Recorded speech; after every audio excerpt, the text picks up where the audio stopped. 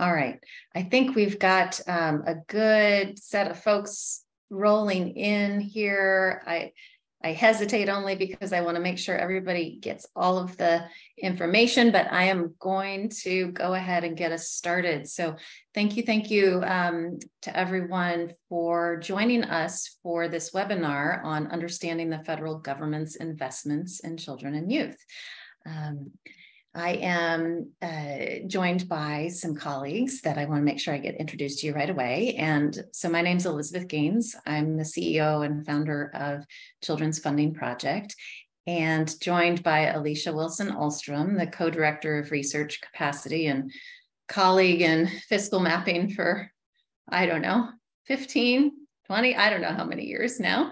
And then Nat Mudd-Brooks at the University of Missouri St. Louis, where she works with Kylie Bednar, who we've been partnering deeply with at the Community Innovation and Action Center, and they have become our technical hub of all things fiscal data for children and youth. And so really excited to get into this conversation.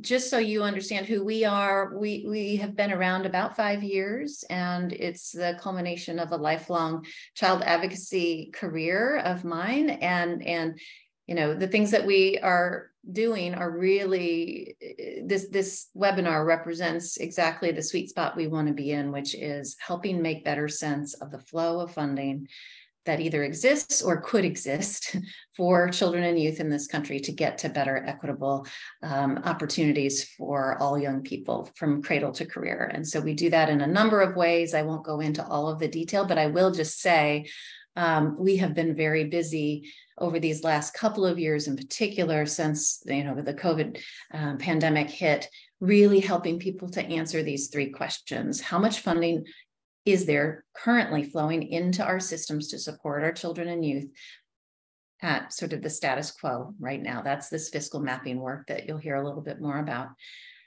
And the other piece is, how much will it cost to fund our goals in full? And it's something, as you know, a child advocate, we weren't always good at, going in and explaining exactly what it was that we needed based on, a spreadsheet and some data and some real number crunching. And we often undersold ourselves in terms of what we needed for the outcomes that we were trying to achieve for children and youth. And then the third question is, how do we fill the gap between those two numbers when we ultimately see them?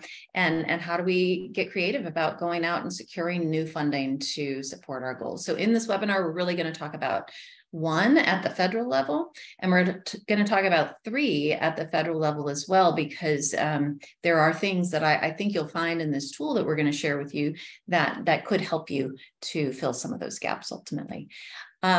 So we use this term fiscal mapping quite a bit.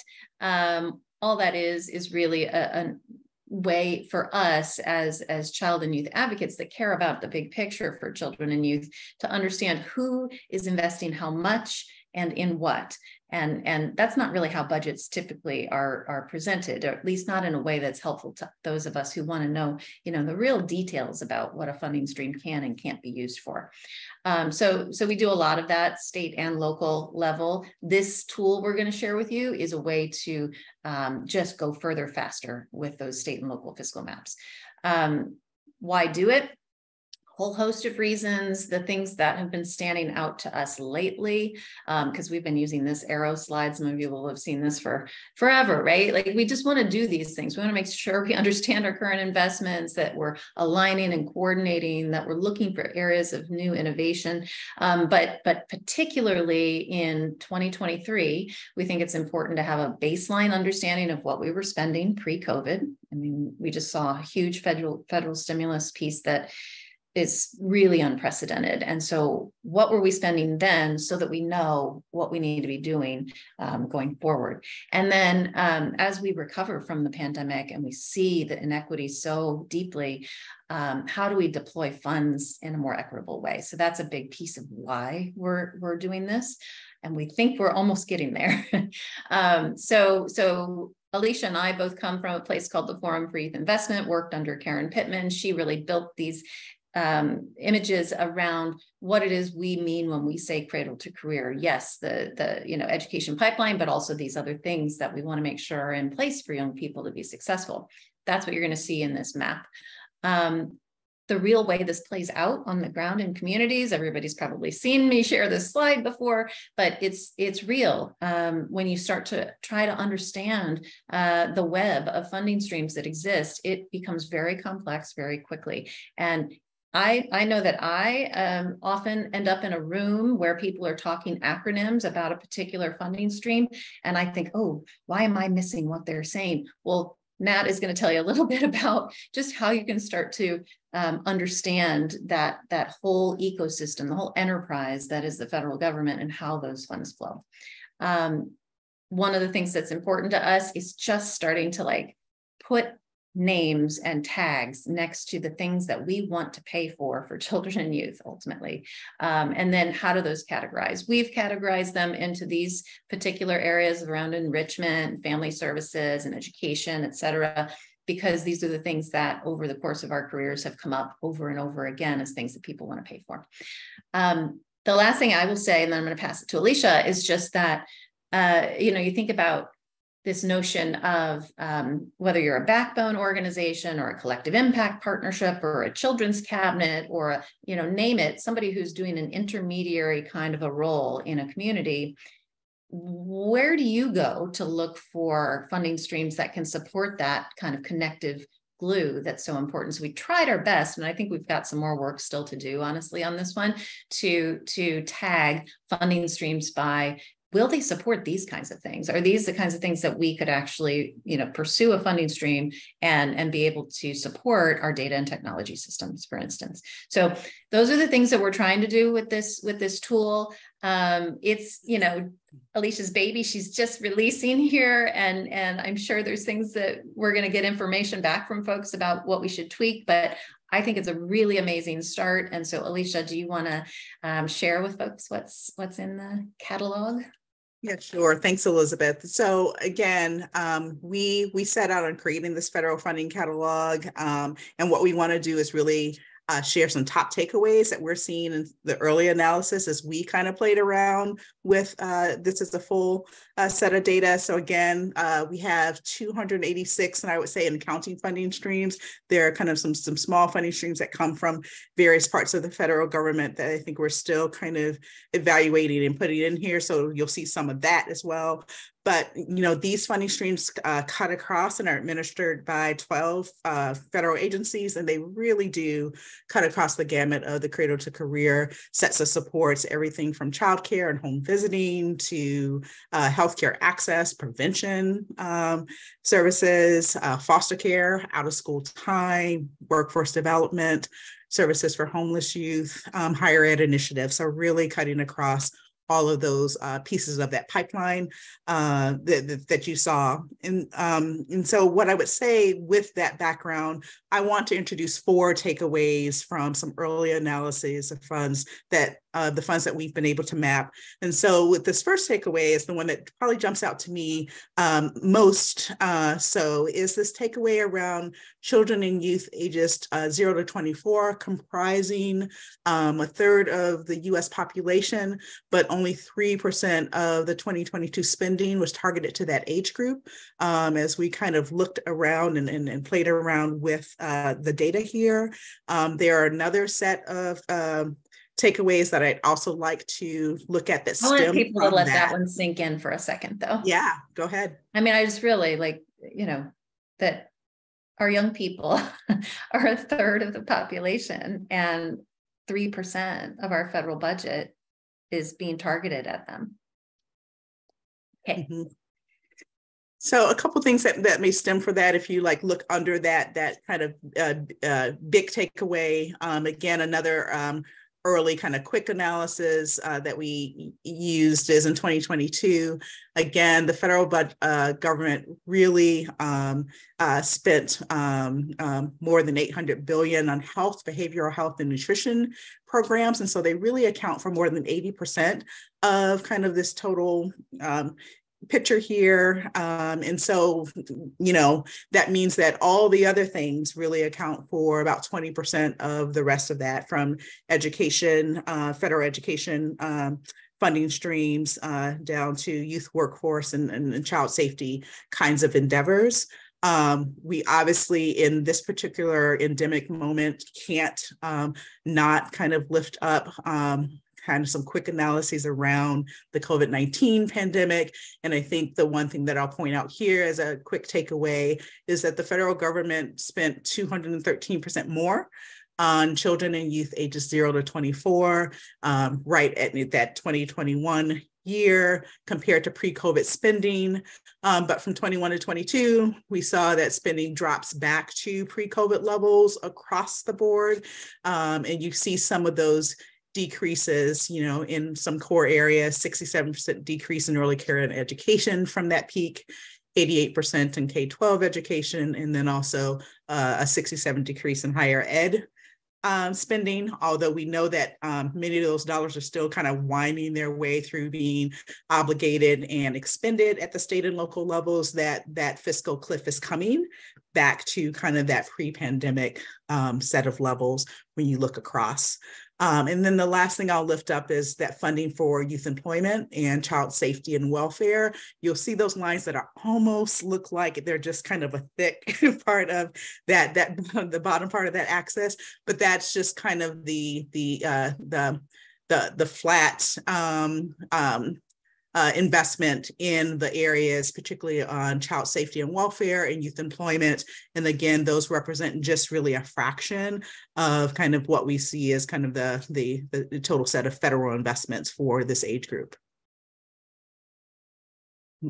So we have, just as an example, so one of the things for those of you all who are already maybe clicked on the link and maybe looking around inside the tool, is for all of the funding streams that we have, you can kind of click through and click on a given funding stream and look at the detail. So as an example, we have the Title I funds here just kind of listed. You'll see again those trend lines for the fiscal data.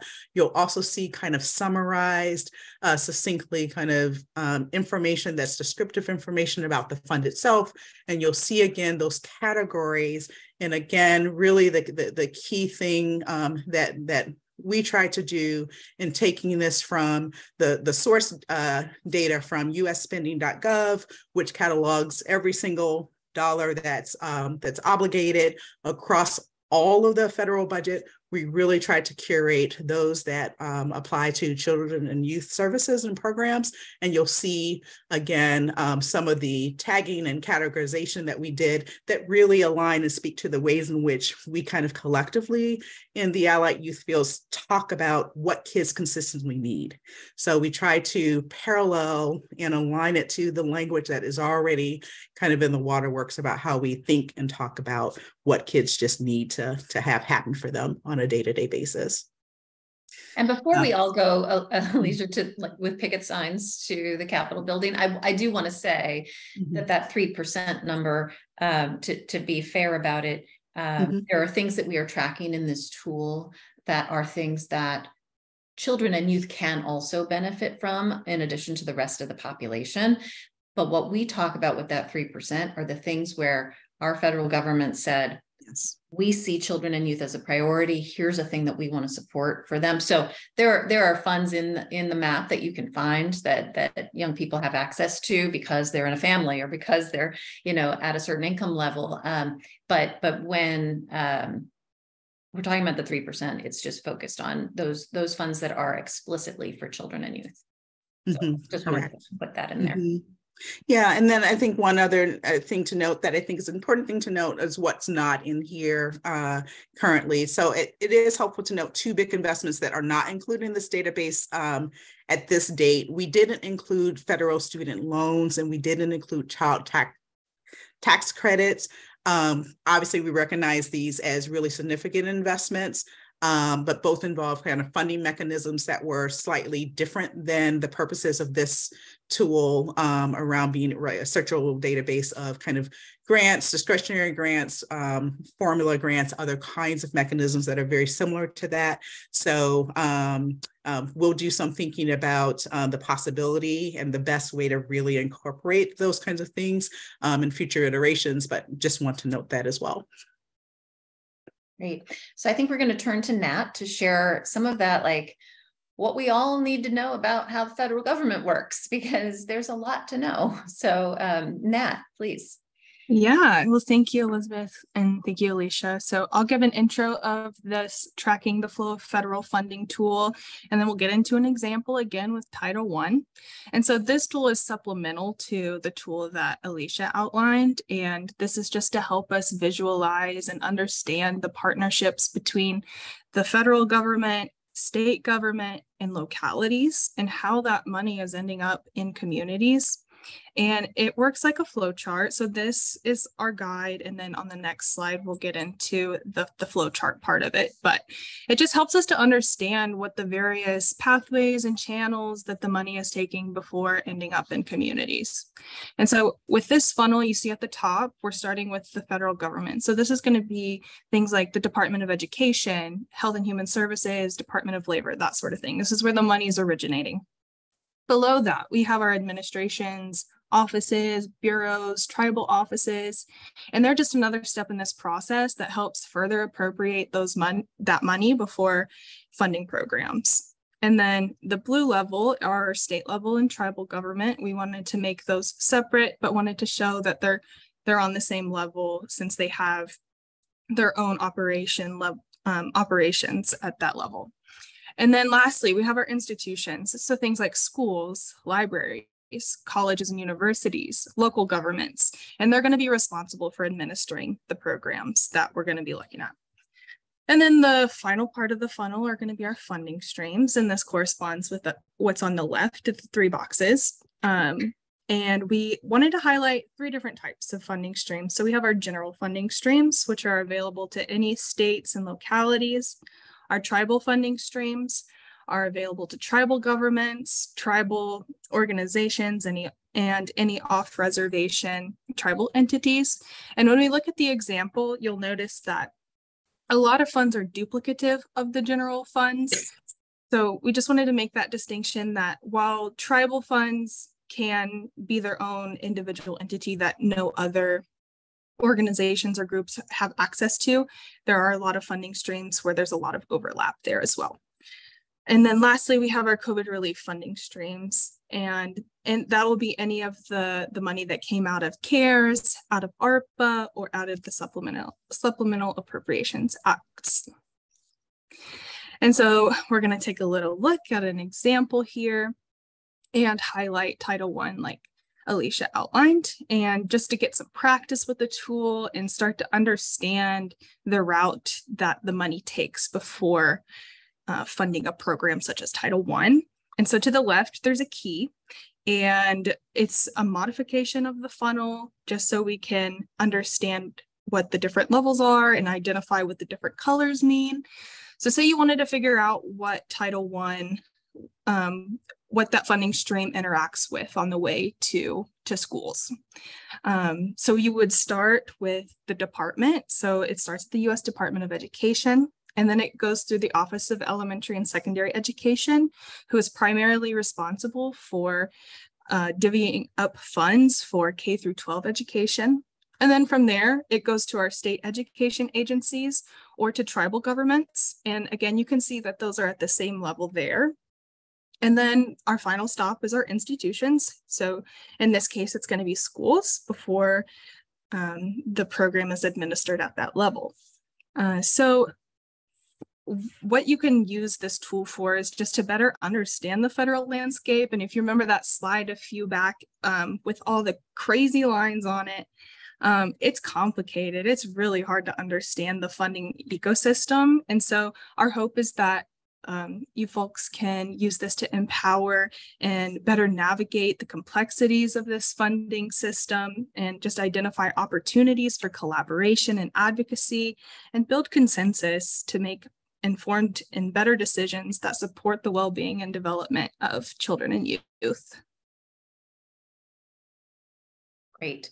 So I'm pulling the slides down for a minute. I wanna just hear, and I should have said this at the beginning, we're gonna do a pretty thorough walkthrough of the tool and pull it up and have Alicia really, do some searching in front of you so you can see all the functionality of it. But before we do that, I thought let's get into a little bit of dialogue.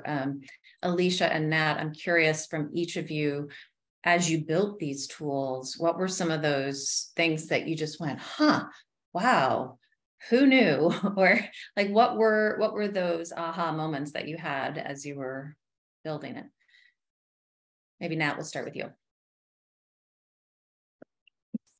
Great. So I think looking at the finished product, it's incredible to look at this lengthy list and just think of all the positive outcomes that these programs inevitably have on young people. And, despite a lot of conflicting budgetary policy from one administration to the next, we can look at this and start to better understand, what have priorities been in the past, where are there gaps, that sort of thing. And I just learned so much about the various pathways that the money is taking to end up into these communities. And I was just beginning to understand, just how complex it is and what a great deal of interagency coordination that it takes to pull this off from the time that these programs start as a piece of legislation until they're administered and evaluated and that sort of thing. I just was kind of blown away from the amount of coordination that it takes to pull these off, from the federal government all the way down to the local level, to schools, to local governments, that sort of thing. And it's certainly an all hands on deck process. Yeah, for sure. Alicia, what did you pick up on as you did it? I mean, you've been looking in these budgets for a long time, but yeah. So honestly, I think one of the gut responses that I had was just in the process of curating this kind of information, just appreciating the complexity kind of over and over again. It would kind of come in waves, that complexity of the federal resources and the need to create some common ways of making sense of the federal landscape kind of across our fields.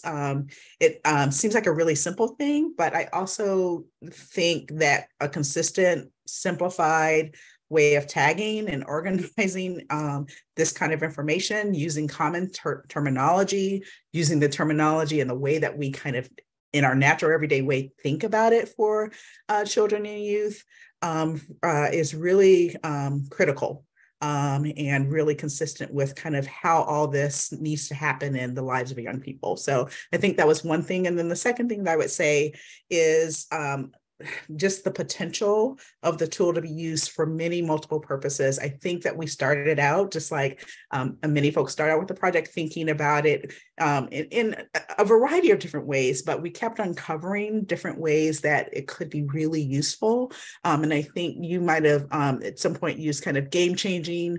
And I would add to that just the idea of level setting and the real potential of just democratizing access to this kind of information being really, again, important to kind of help the field as a whole really wrap its, hearts and minds around all of the various uses, everything from kind of advocacy kinds of uses to alignment uses to really kind of helping families navigate things differently. So those are the two of the ones that I think about. Yeah, so there's a few things that are coming through in the questions here. And what I think I might like to do is briefly just tell you some of the next things that are coming, and then we're going to go to the tool because all the questions I think are best answered by using the tools. So before we do that though, I just want to say there are some things that are coming after this tool rollout. One is the work that Alicia and her co-director, Amelia Vaughn, have been leading to, actually with Kylie at UMSL, to detail spending at the state level in 15 states. And that information is going to be coming out this summer. And then we've got probably an additional 6 states we're going to do next year. So by then we'll have almost half the country mapped, both the federal funding and then the state funding layered in. And that's going to be really exciting to have a standardized look across these, 20 some states. The other thing that we are doing is we're going to be rolling out a much deeper dive and thoughtful approach to some of the tribal funding that we are just skimming the surface on learning about. I mean, there's some things that we're uncovering about whether tribes are tapping into certain federal funding streams that are available because of the complexity and the how would you even know, right? How would you even know that that funding was there? So we're really trying to figure out what is a way to make sure that that information is available to tribes. So more on that from us coming soon. And then the last piece, and Alicia, you should say more about what this last piece is, and then we'll get into the questions that folks had and pull up the tool.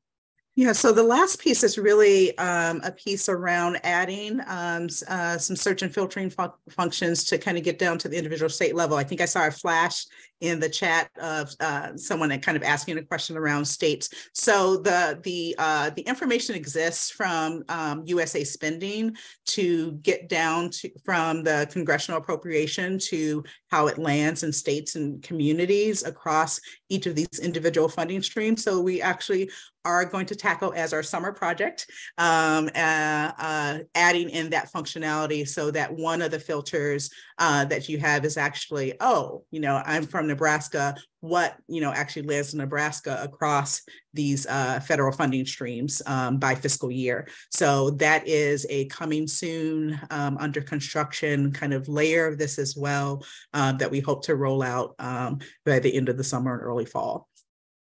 And if you're curious, if your state is one of those initial 15 states, the ones in yellow here are, and so you're on our list now. We'll make sure to get a notice out to you as this stuff gets rolled out. So I'm going to stop share, and Alicia, I'd love for you to, get the tool pulled up. And while we're doing that, I'm going to pull up these questions that came through. So the first one was about the 1/3 of the population being 0 to 24, but only 3% of spending targeting that age group. And the question is, how does that compare to other age groups? And I do not know. And sometimes it's interesting. We get requests from folks, or we get questions about, well, shouldn't we be doing this kind of fiscal mapping for all of the things that we care about across the enterprise of a government? And we say, yes, we are the Children's Funding Project. So we are focused on that part, but it is worth part of that exploration, I think, Alicia, this summer, looking at what do we know about, spend on the military, spend on seniors, spend on some other things that are important things in this country that we could do some compare and contrast potentially. So I don't know if you have anything to add to that. No, I think you covered it for now, and I think we'll get into it maybe as we play around with some scenarios. Yeah. Another question, how this catalog might adapt to potential spending cuts coming through Congress. So you want to talk about plans for updating it? Yeah, so we will update as data become available by fiscal year. So we will capture those cuts, again, with the layering of also, looking at, what flows down to states. States will also begin to have kind of some baseline information about that. So it is a retrospective piece. So there's a lag between, knowing cuts are coming and when we can kind of post that, but certainly we will be capturing those in as real time as possible as we're bringing on new fiscal years. Yep. And I'm seeing a number of questions about sort of how a state gets in the cohort. We have an active application process that's happening right now. There's certain things about readiness that we're looking for states to be able to join that cohort, but I would suggest that Alicia's contact info is going to be closing slide, and to reach out with a note if you have a particular interest and you think you've got, you know, some readiness and access to budget holders that we would need to be able to do that. Amelia might be able to put her email in the chat too. So yeah, I would say it's not too late to get in the mix on that potentially, and folks should reach out about it. And one day we do hope to include all states in that work. One of the things that we have said organizationally is that, you know, we believe that what gets budgeted gets done. And so it's important to us that we not only track, you know, like Kids Count does, how kids are doing in each of the states across this country, but that we have a sense of how we as leaders are investing in how kids are doing. And so that's, you know, our big goal is to be able to shine a light on that over time. Alicia, both in the registration questions and here in these questions, folks are asking about blending and braiding funding. Do you want to talk a little bit about that? So yeah, so in the database, we are, I would say that we are kind of scratching the surface in terms of just having some filtering options to help people identify funds that might be appropriate for that kind of set of activities. So what I will, again, is highlight in the service and program category. At the current time, the social infrastructure strengthening tag is really the place where we would start with, you know, being able to kind of do some initial identification of what kinds of, you know, funding are available to really kind of do that. I would also kind of have people think about the ways in which some of these are clustered. This is why we took a child-centered view as opposed to the typical agency by agency view of this, so that as you think about services and programs or outcomes, et cetera, that kind of cluster together, or even kind of eligible populations that kind of cluster together, you can begin to kind of have a working map of the kinds of funds that you know, you could begin to think about blending and braiding together at the federal level, and then, you know, attaching it to your state and local level resources as well. Right. Okay, so let's get into the tool, because I feel like we're burying the lead here too much. So there's a lot of folks that were asking about 0 to 5 funding. Why don't we start by how, if you were sitting in a community and running a, call it a childcare center, and you wanted to look into whether there might be federal funding available to someone like you, what would you advise somebody to do with this tool? Yeah, so I'd really kind of start with these, you know, like filtering options on the left-hand side. So obviously there would be some thought to just kind of the age categories for that particular kind of search. So I would go ahead and do that, and you'll see that total number at the top changes as you just click on different filtering options. So that gets me in the land of 63 funds. I obviously might want to do a little bit of searching around those sets of services and programs that I'm most interested in. So let's kind of take a look at some early care and education kinds of things. And, you know, you can click on and off as many of these as you want. I'm going to also think a little bit about some wraparound stuff as well. And we have a pre-K thing. So just in kind of thinking very quickly about the search. So 25 funding streams that might be part of kind of a first round, just kind of taking a look at that. You could always come back and kind of pull a layer or add a layer if you needed to try to get more granular about it. But I would actually start fairly broad with what are just the broad kinds of categories, in this case around age, around some of the eligible services and programs that might be at play here. You'll see, right, to just cut across, in the spreadsheet format, you would get at both descriptive data, kind of the large scale kind of federal funding amounts, And then you'd see all these categories, many of which are part of those left-hand filters, some of which just to kind of keep that left-hand filtering clean are additional information that we don't have as a search filter directly from there, but again, provides you information. So that's where I would start with that kind of scenario. And doing that, will you go over to eligibility criteria on the right, just so folks understand, because that's not one of our drop downs over here, but you can go up to the little caret and sort by that. So then you can go, okay, we show folks how to do that because I don't think it's intuitive to go up to eligibility criteria. And so you can go and just kind of sort by, similar kinds of eligibility criteria. I kind of, so in this case, there's a set of programs that are income-based, right? As kind of the key eligibility criteria. There's a set of programs that have no particular eligibility, really just, for the purposes of early childcare, just, that they're under 5.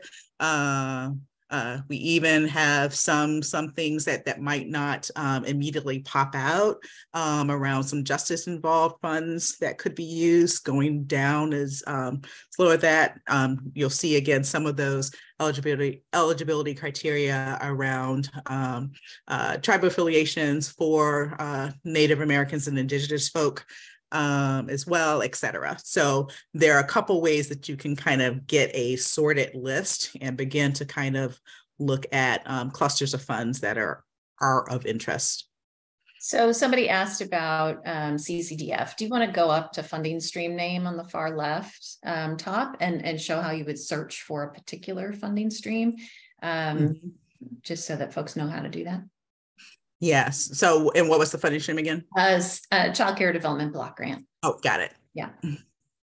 Yeah, actually, I'm going to do this handy clear filters just to kind of reset. But yes, we could look for a particular one. That particular one actually would have continued to be there.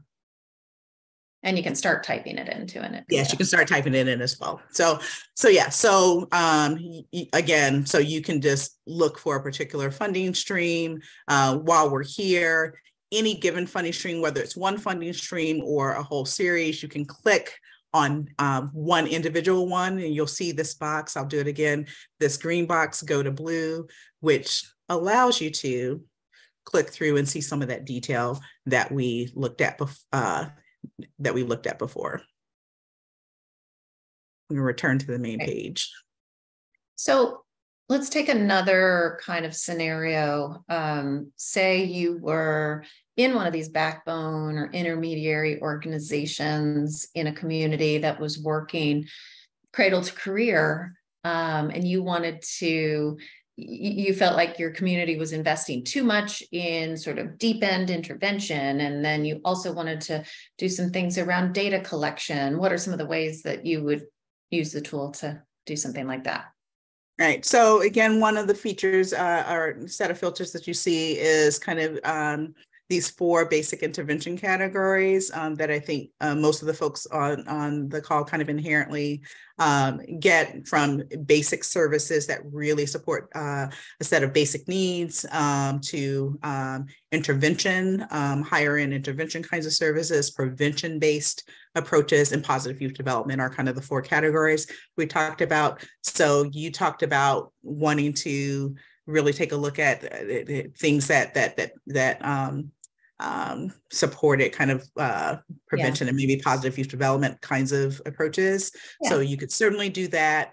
And then you can layer it on with any number of the other filters as well. And Elizabeth, I lost the thread of the other. I said data and technology or something. Yes, right. Yeah. So again, going back to kind of the either specific eligible services, or let's say data technology kind of fits broadly under our social infrastructure strengthening. So again, you begin to kind of look at the kinds of funds that might be used really to support, in this case, a data system.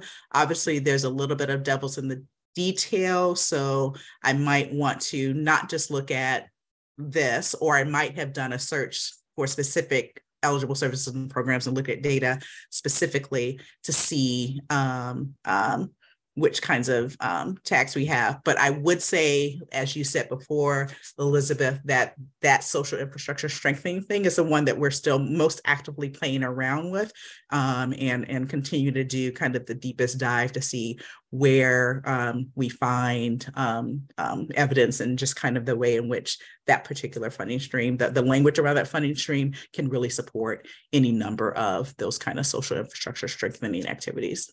Yeah, yeah. So. There was a question that came through outside of government funding and completing the picture of funding for children and youth. Are you planning to develop robust tools to track corporate and philanthropic funding as well? I have thoughts on that, but I'll be curious your thoughts first, Alicia. Oh, I was going to punt that to you as CEO. So in this particular format, we don't have any concrete plans for that. We certainly have had local maps where we might have included some of that information. And pretty universally, yeah. What do we find in those local maps? I mean, it's that, the lion's share of the funding to support these things for kids in our communities is public funding. And there will be, and we do a lot of work with funder groups that are really trying to think about what is their role vis-a-vis public funding, and what are the best roles for philanthropy to play in this, raising of our children in the first 2 decades of life. And I think, a lot of funders are starting to realize that the best way for them to enter into this space is not to be the funder on record for direct service programming over time, but to use their funding to ready providers at the local level to apply for some of these bigger federal funding streams, or to bring together providers so that they can be better coordinated in how they, or to invest in research or data and evaluation of systems where they invest. So I think we're just starting to see more and more corporate and philanthropic investments being used in that high leverage way, rather than we fund the food bank year after year. Nothing against the food bank. We want the food bank to tap into the billions of dollars that are here on the federal tool. So that's sort of where we come from on that one. Kristen, am I missing any other questions that came through here?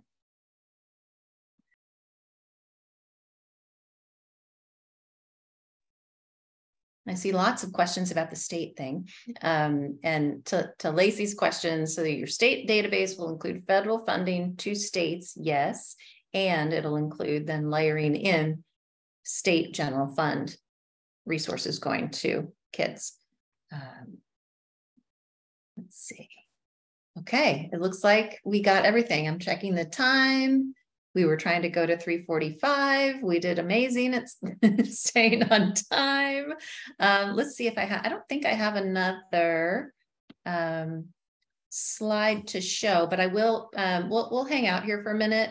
And if folks have specific technical things you want to ask Alicia about using the tool, I think we'll wrap up. And just a reminder, these are the states that are in our current cohort. And then I've got many things open on my computer right now. And then this is the way you can reach out if you have, because this for us really is a start, right? Like this is our best start at compiling all of this information. We want to just make it more and more usable, more and more robust, more and more detailed over time, so that we all collectively have access to the same information about what our federal government is doing to invest in kids. And we just are very excited that you all are excited about using this. So Alicia, any last word from you? No, just that there's more to come. And I think what will help us with the more to come is you all beginning to kind of use this, play around with this, and give us feedback. Obviously, we'll have to take that feedback in chunks, and we'll try to kind of organize it into kind of the types of feedback that people give us, but we really want folks to test us out. We want folks to know that this is a work in progress. Those 3 things that we mentioned specifically as kind of our summer and early fall projects are the things that you can anticipate most immediately coming online as we kind of figure this out. But we're super excited to kind of curate this and have some tools like this that folks can use, folks can build on, and be in dialogue with you all about kind of the best way to present these kinds of data. Great. Yes, thank you all. Thanks, Nat, for making an explainer that helps us all make sense of all of this, and more tools to come. Yes, thank you. All right. So again, we'll stick around. I will pop back up the tool itself, and if folks have just kind of walkthrough kinds of questions, we'll do that. I'll also just highlight some things, as some folks will have to leave us to go on to other things in their day. But we're also happy to just take some open questions, and I'll rely on you, Elizabeth, to field questions if and as they're coming through. What I will say, as people are kind of some people are logging off, I will just kind of note some features here. You'll see a feature here around how to use this tool. So once we're done with this particular webinar, you can go back and do a little bit of a refresher kind of with our how-to guide here, and kind of walk through, some of what we walk through by example. But again, going back through, reminding folks on how to filter data, using the filters themselves, what happens and what you can see, clearing those filters. Also just a note on what we have already curated with regard to tribal nations. We put a button at the top, just kind of recognizing and wanting to really kind of have a way to curate those resources specifically. And then also, there's a note that you can always kind of see your active filters, just to kind of remind yourself about what active filters are already on as you do that. And again, to remind people about, you can click on any given funding stream for more information about that funding stream. The other thing that I'll highlight in kind of navigating the tool is that, yes, you can download this data, so you don't have to just stay within this particular tool format. And again, there's some how-to around doing that currently. That's a couple step process, but essentially you can kind of get your customized, sort into your own spreadsheet from this site as well.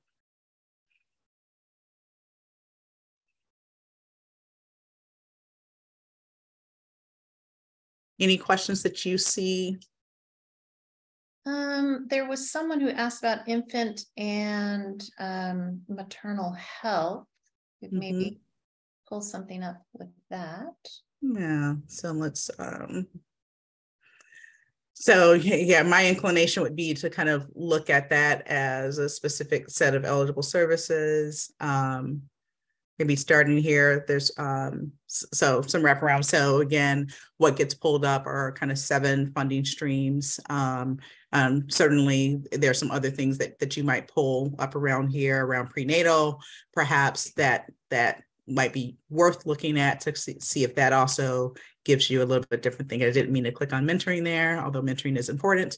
It is kind of a lesson, right, Alicia? You don't want to over filter so that you end up with only 3 or 4 funding streams. You want to start with a little bit broader lens, right? Yeah, I think that's helpful, because sometimes you just capture a little bit more, thinking about that whole pipeline and the things that may go alongside of that as well. But right, like there was a comment in the chat about Title I, and I don't remember if we've coded that as potential for 0 to 5, but by the time it gets to the LEA level, meaning the local education agency, they are able to use their discretion to put resources from Title I funding stream toward 0 to 5. So,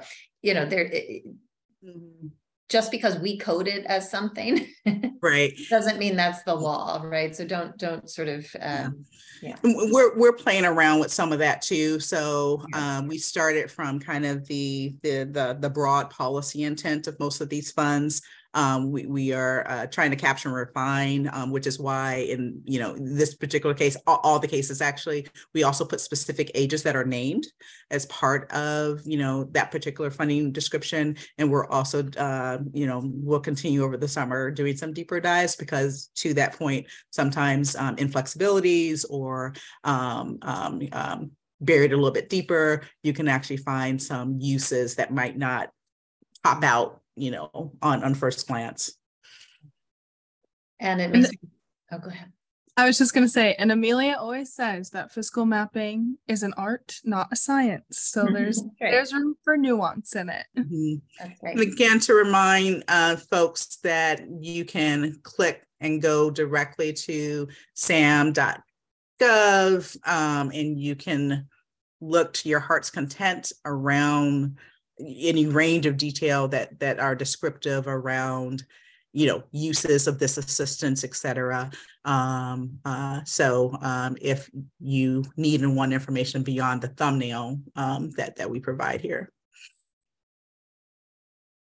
Right. And if anybody's getting serious about thinking about applying for one of these funds, certainly your first stop needs to be going to the official site and exploring what the department or division is saying about how that works. Yeah. So so there will certainly also sometimes be particular cycles that might emphasize one thing over the other. That's really important, and we'll do our best to kind of capture those in as real time as possible. When and as there are things that may come into focus. Great. Well, I'm not seeing any other questions coming in. So I think folks are busy playing around with the tool and looking for where they can find funding to backfill all of that American Rescue Plan money that came into communities. And yeah, I mean, now is the time. Now is the time to be, getting your ducks in a row to apply for federal funding, because that can be a long process. So I would say if it's something that you got sparked today and you're thinking who in our community, would be good partners to do this, or who are the typical local recipients, and do I need to go talk to them and get moving on it is I think the idea.